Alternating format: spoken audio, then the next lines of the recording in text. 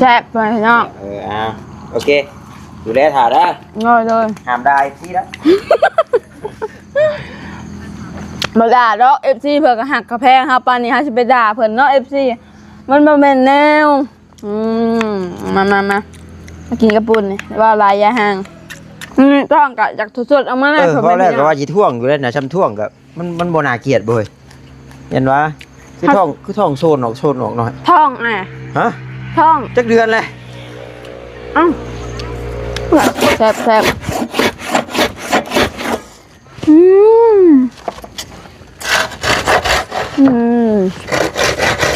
ครับ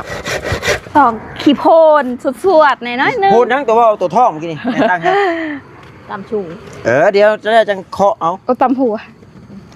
หอนไปพูดเอาเนี่ยบ่จับ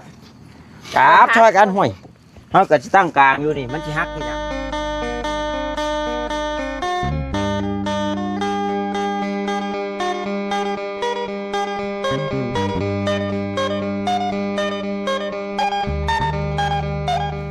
มาพ่อแม่พี่น้องกินกระปุนต่อกินอีกเลยกูยามีกินให้หมดยาไม่มีก็ต้องอดบ่ยาไม่มีก็ไม่ได้กินเลยเอาเฮ้ยตัวนี้มันคือเอาเฮ้ยมันคือขึ้น2 อันหน่อยบัดนี้เอาข้างนี่ก็คือเหลืองทางนี้คือเหลืองบัดนี้เก้าคือบ่เหลืองวะโล1 2 3 4 5เก็บ90มันคือเหลืองบัดไม่ก็ได้เก็บมาลดเดี๋ยวให้ถ่ายไหมเอาให้อันนี้สั่นนี่ก่อนโพดโพกินเอากินเบิดมือเบิดเว้นโพดโพตามคงมันก็ได้นะเจ๊ไม่เอาคนยังน้อยนะกูดนะมันเด้quá không tôกูดงองก็มันออกไม่ทงกับพุ่นบ่น่ะกินลงอยู่บ่บัดนี้พูดเนาะโพดดิเอาสบายดีเลยบายดีเด้อทำกินงอมานั่งกินอยู่เตียงจะดีพี่มาจำว่าโอ้เนาะเอาเฮ็ดได้คนอยากพี่น้องเอ้ยจำจิมหอยกินบ่คือพวกจะบ่กินน้ำฮะบ่แม่เอาสบายดีไหมหาได้เลยกระปูนะใช้จักเล่มมึงด้วยมีจักเล่มนับเบิ้งเขาจะเฮ็ดอันห่านอันว่ามันหวานลำบากทำนี่เขาก็ไปงัดเอาน้ำไม้อย่างเพิ่มเพราะว่าNFC เพิ่นว่าอย่าโทษน้องหมาเลยประชันเอาต้องเฮ็ดห่านอันไม่จังวะกับเข้าพี่น้องเนาะเฮ็ดห่างเฮ็ดห่างไว้บ่ให้อันว่าบักง่องเอาถึงที่นะบ่กินน้ำบ่บาดะบ่ได้บ่คือจะอิ่มนะโอเคสำหรับพี่น้องจังซั่นแล้วก็สิเอาสิ11 ดอกหน่วย11 ดอกเอาเลยเลขบักง่องพอดีเลยจ้ะเนาะมาพ่อแม่พี่น้องกินกระปุ้นนะที่น้องน้อยไปขายมากินได้เอาเลยมาลองชิมเรารสชาติเป็นแบบไหนมากินกันเลยแซ่บๆกันกิน FC เอาลงตอนแรงเด้อนี่เอาลงตอนแรงยั่วๆนะ FC ยางบ่โอ้สูงโพดนี่สูงโพดจังซั่นดูแลช่องไอ้นี่เด้อว่าไอ้ไปหาไม้มาเฮ็ดนี่ให้พี่น้องเนาะก่อนอื่นกะขอกราบทักทายสบายดีเด้อพี่น้องเด้อ FC กันเบิดสุคนบ่อยทางฝั่งลาวฝั่งไทยหรือทางต่างประเทศนำก็ยินดีต้อนรับเข้าสู่ช่องของเบาตาบ้านเฮาคือเก่าพี่น้องเนาะคลิปนี้ก็เพื่อบ่เป็นการรักษาเสียเวลาเนาะก็กินไปนำสิให้น้องน้อยมารีวิวในการกินเพิ่นนี่แหละเอาแบบนี้แหละพี่น้องเนาะกินทั้งเว้าแบบให้ชวน FC เพิ่นเว้าเด้อก็เจ้าเฮ็ดคลิปกินได้เนาะแบบนั้นโอเคเจ้าดูแลให้เลยเดี๋ยวจะไปจัดการตัวเรื่องไม้กับเท่าแม่ครับมุมกล้องได้แล้วโอเคแซ่บไปเนาะโอเคดูแลถ่าได้ง่อยเลยห้ามได้ที่แล้วมาด่าเนาะ FC เพิ่นก็หักกระแพงครับปานนี้ฮะสิไปด่าเพิ่นเนาะ FC มันบ่แม่นแนวมากินกระปุนนี่ว่าลายยาห่างยามีกินให้หมดยาไม่มีก็ต้องอดใส่มังหุงพร้อมบ่อนกระเจ้าใส่มังหุงพร้อมบ่ตาเอ้ยเหนื่อยยังใส่มังหุงเลยประเวียด แบบนี้เนาะ เหนื่อยแจกกระบอกหงเลย มันใช่ยังไงมันพี่หลายดิ หวบแล้วแซ่บกินให้ตุ้ยกินให้พี่แซ่บๆถ้าไปได้เห็นคลิปนี้กะกินอ้างบ่ปานกินแล้วเทปเอาเรื่องเหลือเด้อ ครับแบบว่ากินอยู่ท้องหายท้องหน้าบรรยากาศตอนแรกพ่อแม่พี่น้องฝนก็คือตกคือคึมฝนตกคันแน่พอหลดออกมาได้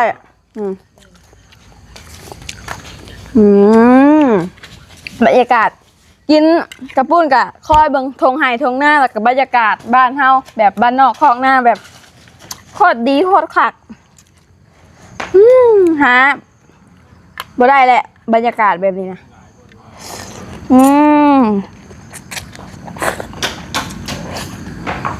แซ่บมาพี่น้อง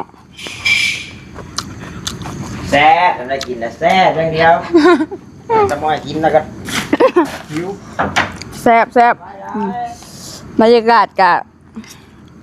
คักมีลมเย็นอีก วันนี้มันกับบทเทิมหรอก ลมสวยงามหัดหัดยาม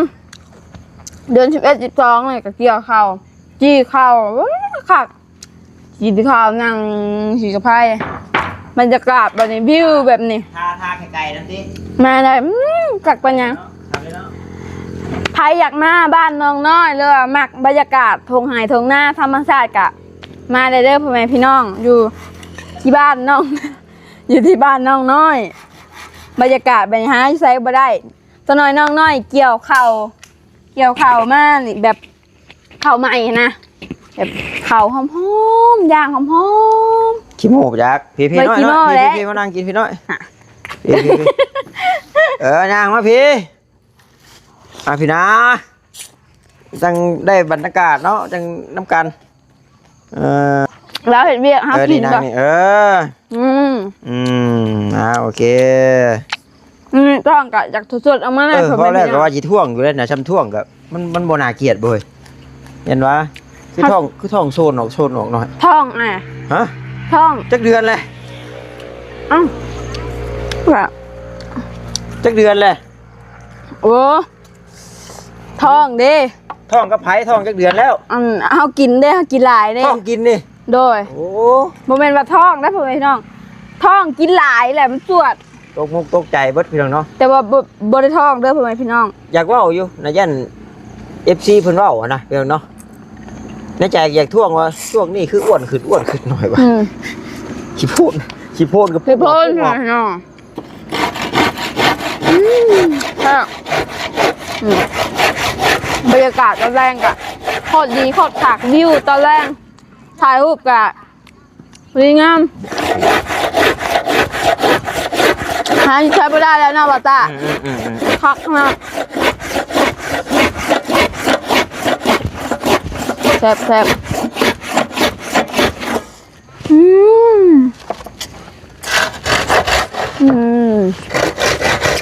ครับเฮ็ดอยู่บนใดบนหนึ่งเนาะแม่เนาะผู้เชิงอันหัวเจ้าเนาะเพราะว่าต่อไปเจ้าสิบ่ได้เอาไว้ในได้ถวยบวงเพิ่นสิทาสีเด้เอาไปน้ำสร้างเด้อไปเฮ็ดบนตั้งถวยตั้งบวงนะ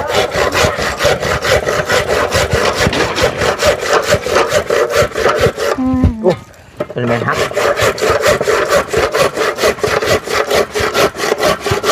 ไป ครับ เย็น ฝนกะคือสิตกนี่วันนั้นมอสแล้วบ้าตาหรือว่ามันสิตกอีก บวชปวดนะได้ยังสิมา ทางก็รังสีแห้งก็รังแบบมันมากวิรดน้องน้อยออกมาได้กับว่าขันพ้นตกอีกบานหนึ่งเกิดจักมือได้แหละเพราะว่าทางมันเปื้อนอีกอย่างกับน้องน้อยกะ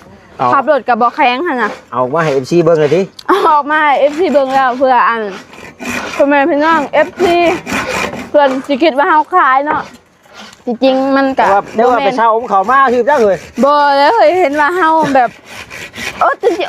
หิวซั่นได้ก็อย่าแบบคุณค่าทางใจแบบเพิ่นซื้อให้เฮาเด้ บ่ แม่นแหละเพิ่นซื้อให้เฮาก็คำเฮาขายไปก็จักมันสิแบบความรู้สึกมันจักสิแบบใด เอายาได้หน่อยเอ้ยเฮง แต่ว่า หกันอยู่ เฮาบ่คือดอกแบบน่ะ ต่อตากะจะคิดว่าจังไดนะเอาก็ขอออกชื่อเลิกแล้วกัน หลายๆคนก็เห็นเว่าอยู่น้องเมย์นะ โดย จะขายเฮือนจะขายชาน โดย บอต้าน่ะมาเสียใจแบบกระเบื้องอยู่แต่ละคลิปนะแต่ว่ามาเสียใจแห้งตัวที่ว่าแบบมีคลิปตอนที่ว่านั่งเว้ากันแล้วมีแม่เพิ่นโทรมาหานะหรือว่าผู้ใหญ่เพิ่นโทรมาหาโดยตรงนะ ได้บ่าวนิ่มลงมาแล้วบัดนี้เอ้ยหวานใจ โทรมาเลยเทียงคว่ำเพิ่นนะเว้ากระแจกแบบห้ายอย่างเดียวที่นะแบบ บ่ฟังความ บ่ฟัง ฟังเหตุผลเนาะ แล้วก็กูอยากได้ยินอย่าพ่อแหละย่าแหละที่นะตัดมาอย่างไปป้อแบบเฮ็ดขี้ไล่แห้งโคตรเนาะตัวนั้นเลยแบบว่าแค้นแห้งหรือได้ยินแม่เพิ่นว่าโอ้ยเพื่อสิรวบเงินชอยได้จากท่านจังซี่นะแห้งแบบโอ้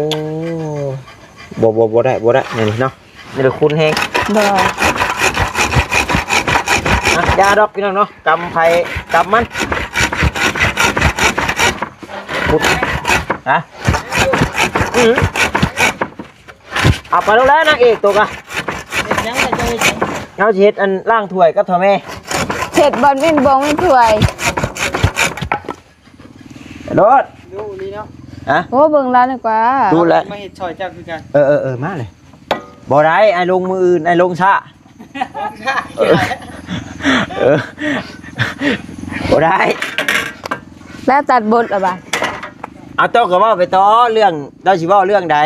ลืมล่ะ เราสิเว้าเรื่องอันเพิ่นจะขายเคลื่อนขายชานก็บ่มีไผให้ดอกเพราะว่าคนฮู้ทั่วโลกแล้วล่ะ ลืมล่ะ ไผก็ฮู้คือกัน พูดเดี๋ยวเว้าใส่เว้านิ้วพุ่นเอาก่อนสิไปอันหาเว้านิ้วก็อันจับกล้องมาพี่ก่อนซะมาเอามาพี่ก่อนมาพี่นะแม่ฮุบเอาเลยกระปูฮะ ผมเอา หายเลย ผมเอา เอ้าปั๊มไปลูกเอ้ย นั่น ผมเป็นโอ้ยตำผัดตำข้าว นี่ได้เห็ดอยู่นี่ได้นิ้วเอ้ย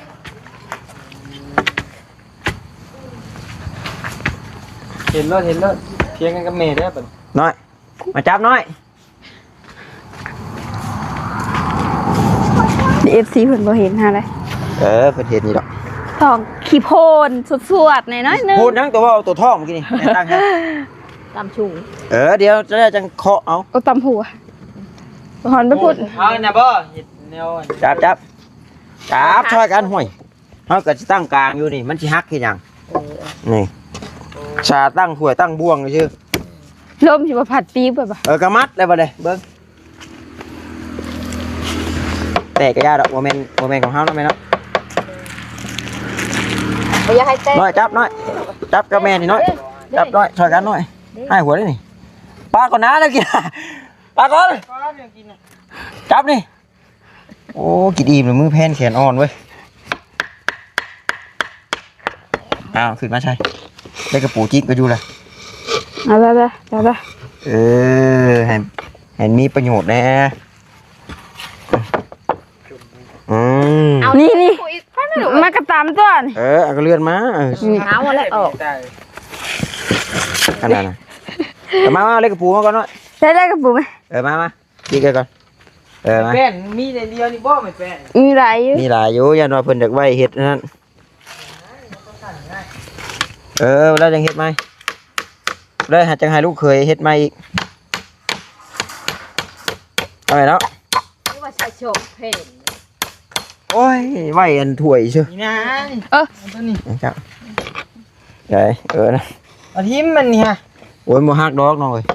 บ่มัน บ่ฮักหัก คือโลโพดนะ แม่ว่างง เนาะ บ่ได้จังช้อนแท้ บ่ซ่อนนะ เอาได้จังช้อนแท้ เบิ่งสิบอกเอาออก เอาใช่เอา อย่างมันงามบ่นี่น่ะเอาออกก่อน มันคือดูดีแน่ใช่ เอาออกก่อน เด้อ สบายดีเด้อเพื่อนพี่น้อง อืม เราเชียร์มาคุดหน่อย เอาอาเสียมบ่ ติดใจกันเลยบ่กล้า ที่ช่วยอยู่ เอาเสียมมาเนาะ ครูบ่าวสาวเพิ่นให้เพิ่นพากันก็ให้เว้าในกลัว มีหัวเลยบ่ ยาเว้าอยู่เอาปานยังถูกนะแนวไว้ถั่วแม่นมันน่ะจุ่มน้ำใส่แพ้น้อยแล้วก็เช็ด เช็ดก็ยังบอกยามันอยู่ไหม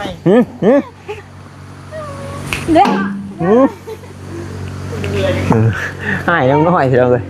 เด็ดหยอกกันดอกพี่น้องเนาะเฮ้ยแม่พายุสิมาแล้วอยู่ใช้พายุสิมาแล้วสิเมื่อใดนั่งลงก่อน บ่เรามาเรารวย นั่งลงสิบอกนี่บอกน้องน้อยย่านพ่อได้ทำนั่นก่อนนี่ว่ามักขี้ตัวน้องน้อยมักลืมมักลืมมื้ออื่นเฮาสิบ่ได้มามื้ออื่นเด้อเพราะว่าเฮาสิไปเวียงเฮาสิไปเวียงแต่เฮาบ่ได้มาเลยมีแต่ว่าพ่อช้างถ้าว่าพ่อช้างเพิ่นถามนะแต่เว้ากันนั่นแหละบอกนั่นแหละยันว่าแล้วบัดยันว่าลืมนะเดี๋ยวสิเว้าเพิ่นตื่ม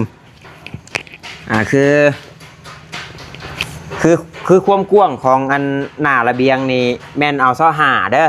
เอาหน้า25เซนความกว้างของระเบียงอันแท่นนั่งนี่หรือว่า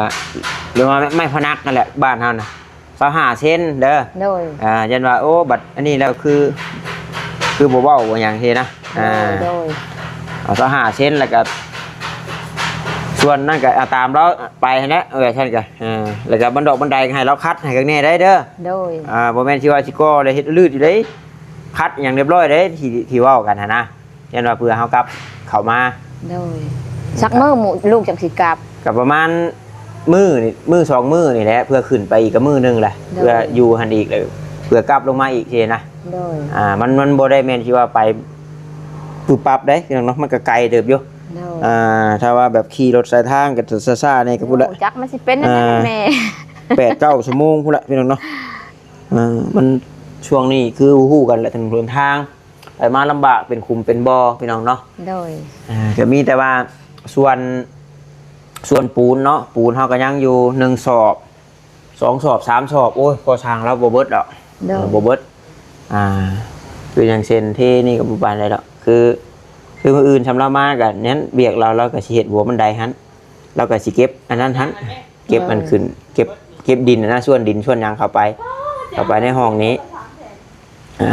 และถ้าสมมุติบัดนี้ถ้าสมมุติว่าปูนมันเบิ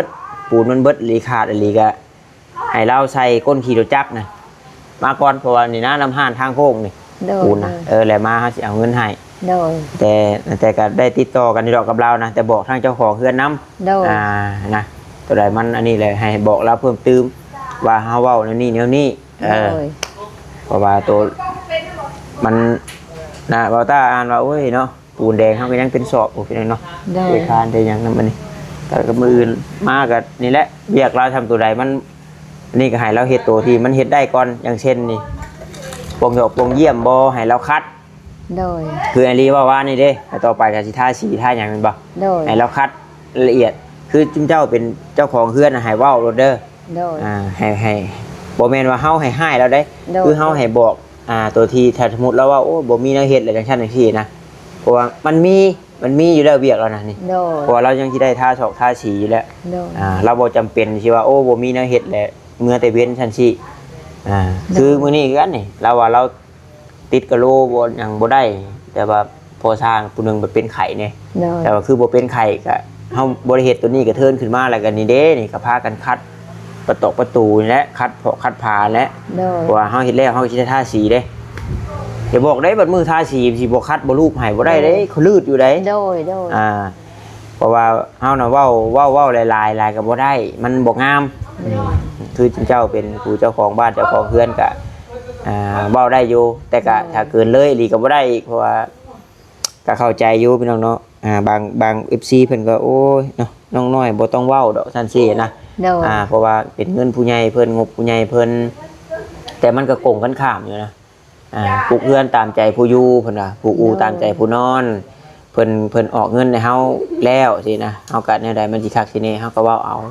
แต่บ่แม่นสิว่าโอ้ข่อยอยากได้แบบมันงามๆหรูหรามาเฮาสินะก็บ่แม่นแต่ว่ามันอยู่ในงบเฮาเด้อยู่ในความดูแลเฮาก็เว้าได้อยู่บ่แม่นน้อยก็ลาย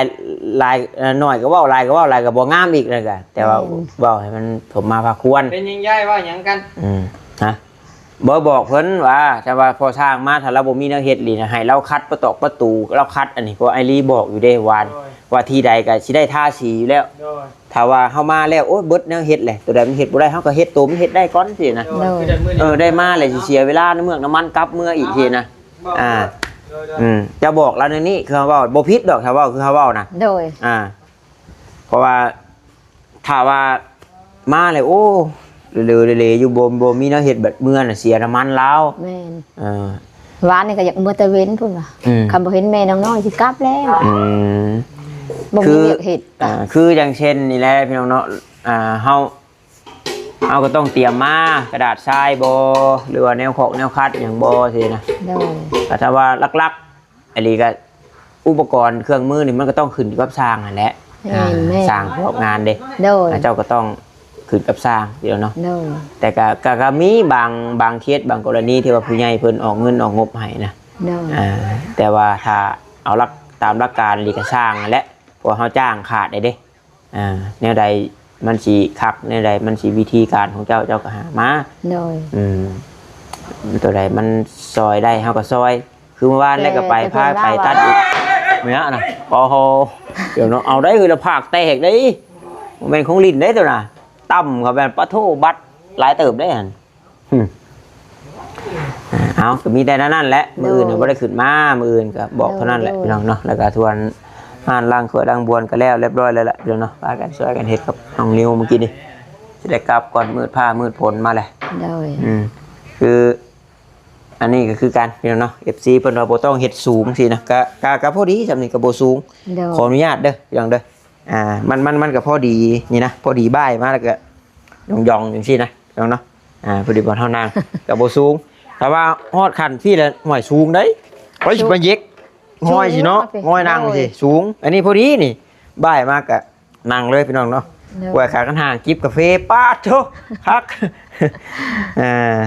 เอานั่นแหละแม่เว้ยเอาสบายดีฉันเนาะโดย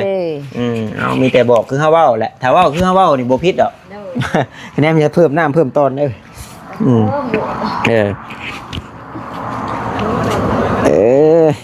บอกกันบางทีเรา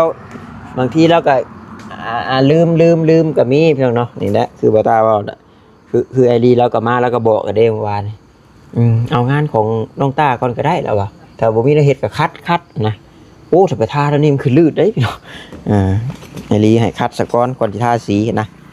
เอาแน่นั่นแหละพี่น้องเลยเนาะขอบใจหลายๆที่เข้ามาเบิ่งมาชมแล้วก็บ่กดข้ามโฆษณาเด้อพี่น้องเด้อว่าผิดพลาดประการใดว่าบ่ม่วนหูจังใดก็ขอโทษขออภัยนำหลายๆถ้าคลิปนี้ขอกล่าวคำว่าสบายดีพี่น้องบ๊ายบาย